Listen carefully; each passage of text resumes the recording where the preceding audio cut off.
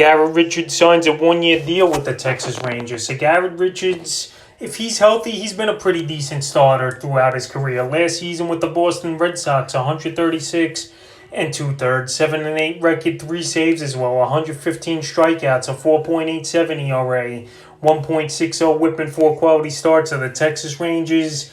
They've probably been the busiest team all offseason. A lot of depth moves and a lot of big names as well they've signed, like Simeon, Corey Seager, and John Gray. So if Richards is healthy, I think he could crack the 4th or 5th spot. Competing with Matt Moore, who they signed a couple days ago as well, is the Texas Rangers. And the Rangers, I like what they're doing this season. They're going for it.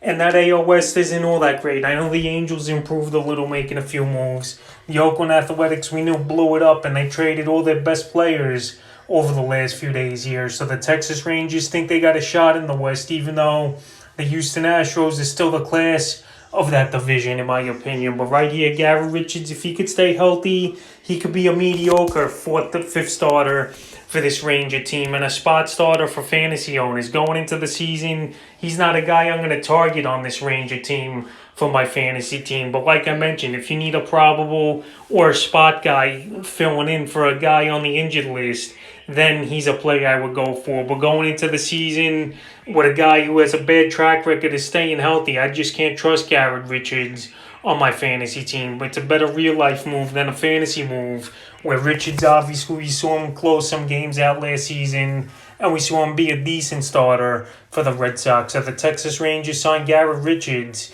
and they're rebuilding their team pretty quickly on the fly this offseason with a lot of impact moves and a lot of depth moves heading into 2022.